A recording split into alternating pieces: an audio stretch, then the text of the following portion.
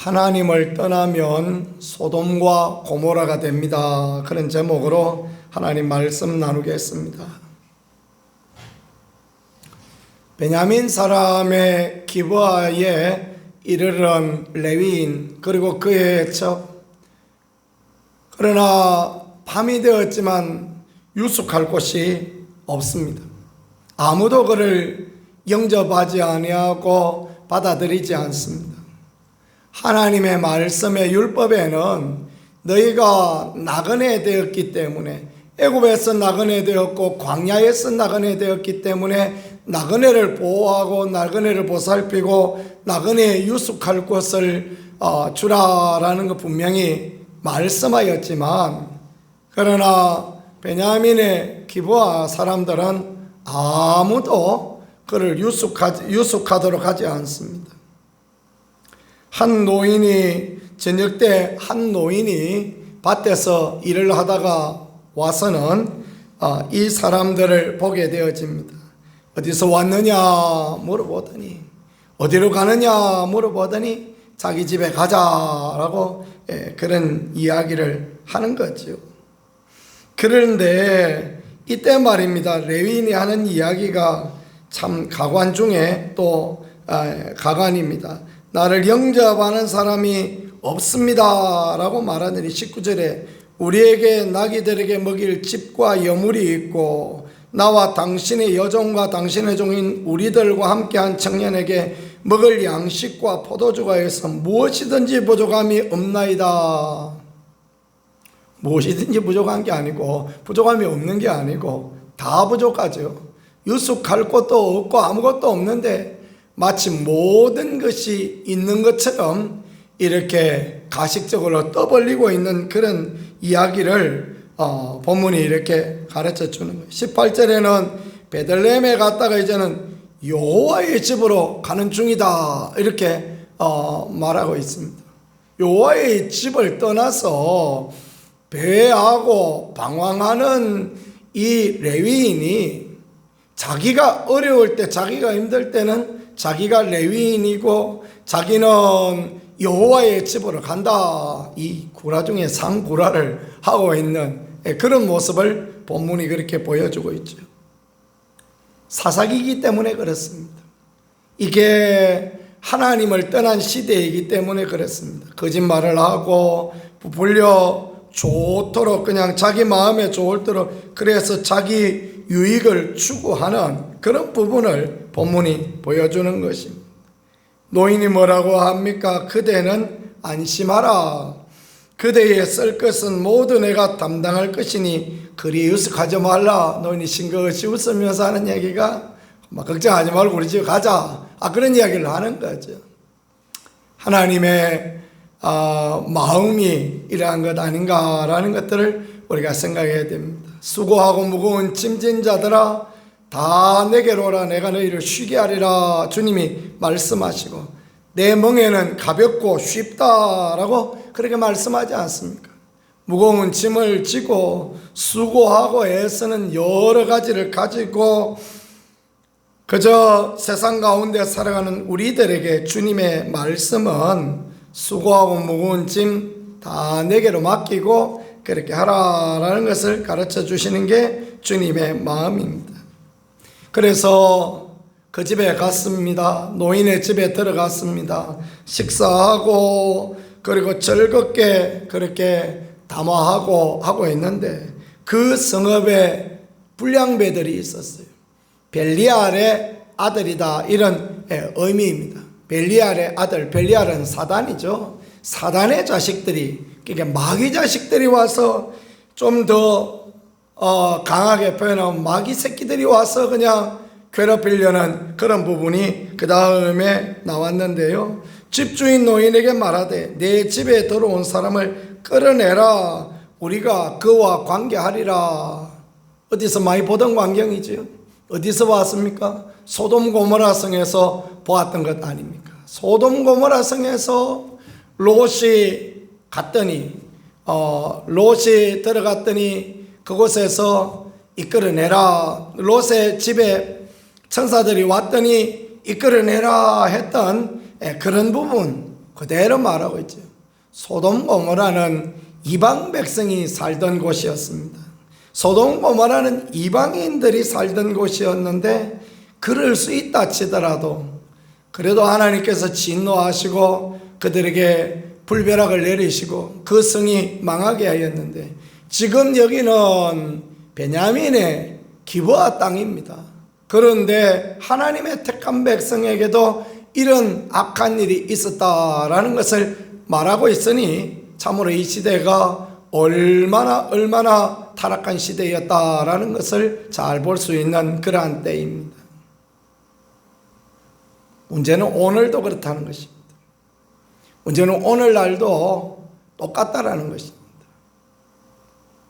이태원의 동성애 축제를 갔다가 그 정신없이 헤매다가 뭐 때문에 그랬나 쏟아져 나오다가 밟혀서 죽고 난리가 났죠.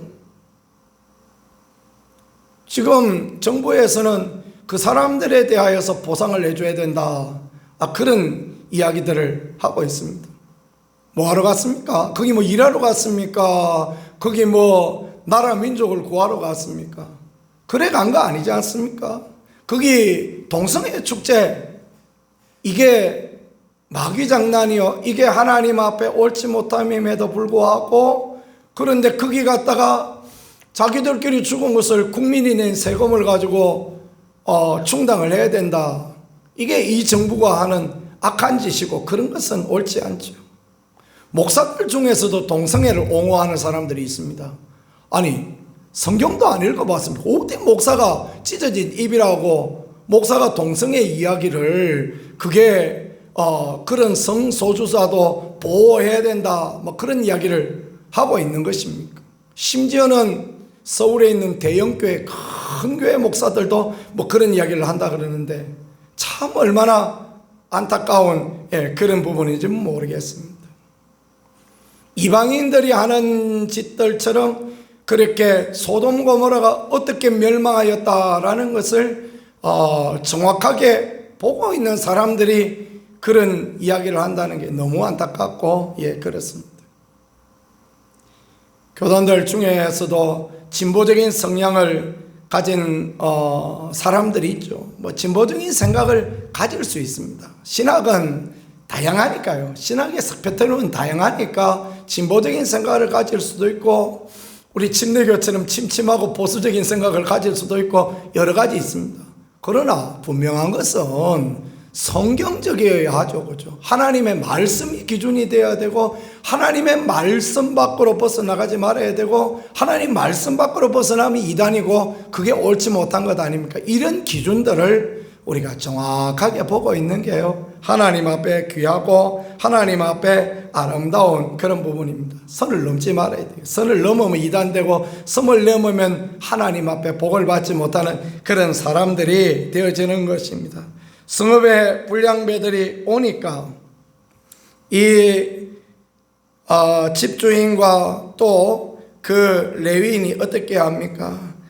집주인이 하는 얘기가, 내 딸들이 있다, 내 처녀 딸들이 있고 이 사람의 첩이 있으니까 그들을 끌어내리니 그들을 욕보이라. 사회적인 약자인, 정말 보호해야 될 이 여인들을 함부로 대하는 그런 부분을 본문이 그렇게 보여두고 있지요. 무리가 듣지 않으므로 그 사람이 자기 첩을 붙잡아 그들에게 밖으로 끌어냈다 그랬습니다. 이게 얼마나 비신앙적입니까? 그죠? 이 신앙이라는 건 뭡니까?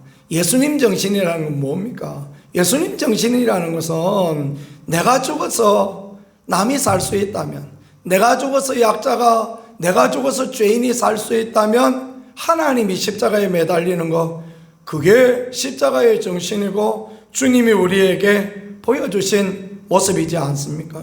그러면 끌어내라, 이 사람 끌어내라. 그러면 뭔 이야기를 해야 되겠습니까? 그래, 내가 내 발로 나가겠다, 내가 나갈 테니까 이 사람 해하지 말고, 이 사람의 딸들 해하지 말고 내 첩은 살펴줘야 된다. 너희가 그거는 지켜야 된다. 내가 죽더라도 이 사람들은 살펴줘야 된다. 그게 십자가의 정신이고 하나님이 기뻐하는 그런 모습이지 않겠습니까? 오늘 우리 모두가 가져야 될 마인드는 그런 마인드가 우리에게 꼭 필요한 것입니다. 하나님의 나라를 위하여서, 하나님이 기뻐하시는 일들을 위하여서 그렇게 행하는 것, 그런 마음으로 모든 것들을 행하는 것, 이게 참 하나님 앞에 귀하고 하나님 앞에 아름다운 그런 부분이 되어지는 것입니다. 그러다가 밤새 이 사람의 첩이 못된 일을 당하다가, 그러니까 집단 성폭행을 당하다가 결국은 죽었습니다. 27절에 그의 주인이 일찍 일어나 집문을 열고, 그 이전에는 이 첩이 아내였고 이 사람은 남편이었어요. 근데 27절에 보니까 그의 주인이 그렇게 이야기합니다. 이제 이 레위인은 첩의 주인이에요. 레위인은 주인이고 아내는 종이다라는 것입니다. 그렇지 않은 것을 성경이 우리에게 보여주고 있지 않습니까? 그래서 아침에 일찍 일어나서 자기 첩이라 할지라도 자기 아내인데 아내를 그 집단 성폭행 당하는데 그렇게 내어주고, 그러고도 잠이 옵니까? 아침에 일찍이 일어났다 그렇게 표현하지 않습니까? 밤새 잠을 못 자고 기도하고 밤새 잠을 못 자고 하나님의 은혜를 구하고 그래도 들똥말똥한데 아침에 일찍 일어나서 집문 열고 떠나고자 하다니, 지금 떠날 때입니까? 그런데 하나님이 없는 소돔 고모라 같은 시대에는 이런 일들이 있었다. 우리가 떠나가자 했는데 보니까 죽었습니다. 그러니까 이 레위인이 어떻게 합니까? 시체를 토막 12토막을 내서 이스라엘 12지파에게 보냈다. 왜요? 공분이 일어나서 자기 복수를 베냐민 사람들에게 하려고 이렇게 하였다라는 것입니다. 자기 잘못은 안 보는 거예요. 자기 잘못은 1도 생각하지 않는 것입니다. 자기가 하나님의 직분 맡은 레위인으로서 자기 일을 감당하지 않고 떠돌이가 되었던 것, 첩을 맞이했던 것, 첩을 자기 손으로 내어줬던 것, 이 모든 악함에 대해서, 자기 악함에 대해서 전혀 생각하지 아니하고 베냐민 사람들만 악하다라고 그렇게 생각하는, 이것이 사사기 시대의 생각이었고 이것이 사사기 시대의 마인드, 하나님의 백성이 가지고 있는 생각이었으니 하나님이 어찌 기뻐하시고 그들에게 은혜와 축복을 내려주시겠습니까? 우리가 믿음의 삶을 살아가면서 세상하고 똑같고 마귀의 자녀들하고 똑같고 그러면 절대 전도가 안 되어지고, 그러면 하나님의 영광이 드러나지도 않고, 그러면 그 어떤 것도 하나님 앞에 아름답고 복될 수 없다라는 것을 사사기는 우리에게 분명하게 그렇게 보여주고 있는 것입니다. 믿음의 사람은 믿음의 사람다워야 합니다. 믿음 사람다움은 무엇이겠습니까? 그것은 하나님의 말씀과 하나님의 기준, 하나님의 마음을 흡족하게 해드리는 그런 삶이 되어질 때 주님의 기쁨과 주님의 도우심이 되어지는 것입니다. 가버나움에 갔더니 백부장이 예수님을 찾아왔습니다. 왜 왔느냐 물어봤더니 자기 종이 병들었다고 고쳐달라고 그렇게 왔다는 것입니다. 이게 예수님께서 뭐라고 하십니까? 가자, 내가 네 집에 가서 고쳐주겠다 하니까 백부장이 말하기를, 아닙니다, 나도 남의 수하였는데 말씀만 하시옵소서, 말씀만 하시면 낫겠습니다. 그랬더니 주님이 그 백부장을 보고 이스라엘 중에도 이만한 믿음을 보지 못했다 말씀하지 않습니까? 왜 주님이 감동되어지고 왜 주님이 그 마음의 기쁨이 되어졌습니까?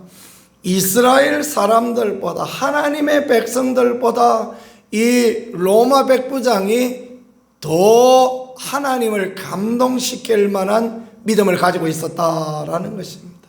믿음의 삶을 산다는 것은 감동의 삶을 살아가는 것입니다. 그것을 추구하는 것입니다. 콩 심은 데 콩나고 팥 심은 데 팥나는 그 정도에서 머물러 있는 것이 아니라 하나님을 기쁘시게 하는 감동을 살아갈 때 하나님께서 우리에게 복을 주시고 하나님께서 우리에게 은혜를 더하여 주시고 하나님께서 우리에게 은총을 허락하여 주신다라는 것을 믿고 믿음의 삶을 살아가는 우리가 되어야 되겠습니다. 오늘 하루도 하나님이 없으므로 온탁하 있던 사사기 시대와 같은 이런 믿음이 아니라 하나님을 기쁘시게 하고 하나님을 더 감동시켜 드리고 하나님의 놀라운 은혜와 역사를 마음껏 볼 수 있는 그런 우리 모두가 되어질 수 있기를 우리 구세주 예수 그리스도 이름으로 간절히 축복합니다. 기도하겠습니다. 하나님 우리 아버지, 사사기 시대 하나님이 왕이 되어지지 못한 시대, 소돔과 고모라 같이 멸망의 때만 되어진 것을 우리는 오늘 말씀을 통하여 봅니다. 하나님 우리 아버지 불쌍히 여겨 주셔서 말씀을 벗어나지 아니하고 하나님의 뜻을 벗어나지 아니하고 더 하나님을 쫓아 믿음으로 나가는 우리가 되게 하시고 하나님을 기쁘시게 하는 아름다운 자리에 설 수 있도록 주여 은혜 가운데 역사하여 주옵소서. 하나님의 사람으로 합당한 삶을 살기에 조금 더 부족함이 없도록 성령을 부어주시고 회개의 영을 부어주시고 하나님을 기쁘시게 하는 그 자리에 나갈 수 있게 주여 축복하여 주옵소서. 도우실 하나님 기대합니다. 예수님 귀하신 이름으로 기도드렸습니다. 아멘.